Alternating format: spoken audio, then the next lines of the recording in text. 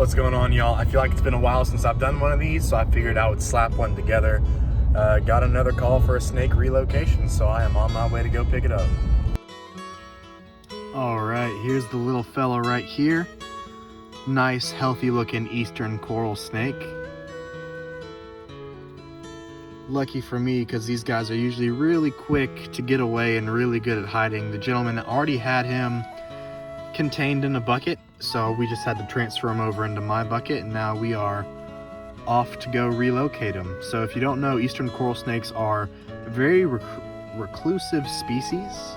They are what we would consider to be fossorial because they spend a lot of their time underground, underneath tree bark, fallen limbs, fallen trees, leaf litter, things like that. So I've got a nice area out here, plenty of dead and fallen limbs, lots of oak leaf litter. You should do just fine. So fun fact, coral snakes are actually members of the Elapidae family, which means they're related to things like cobras and mambas and taipans and kraits. And just like cobras and mambas, they have front fixed fangs. The scientific term for that is proteroglyphus.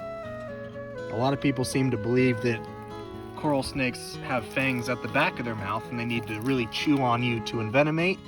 However, that is completely false. Like I said, their fangs are at the front of their mouths and they can absolutely envenomate you with just one bite, and it doesn't have to be, on the webbing between your toes or fingers or anything like that.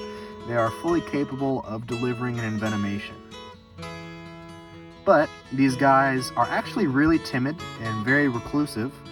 Interactions with these guys are fairly rare, and if you look at the statistics for snake bites throughout the US, very few of them come from coral snakes, and even fewer deaths are related to coral snakes each year in the US. So, if you see one, odds are if you just leave it be and don't pick it up, it'll go on its way and pose no threat to you, your family, your pets, anything like that. So now I'm going to go ahead and get this guy released. Alright, and there it goes.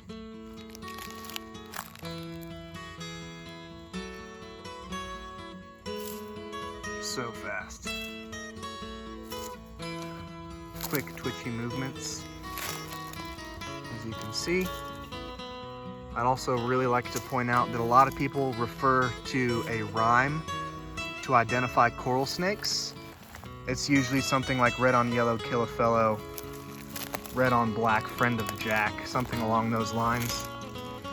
But it's important to know that in the moment, especially if you're not comfortable around snakes, it's very easy to mess that rhyme up. I've seen people even say the rhyme correctly and still misidentify the snake. So the best thing to do, if you don't know what a snake is when you run into one, is leave it alone and act like it's venomous. Or, one thing I like to tell people is coral snakes, their face is covered in black scales and is very rounded.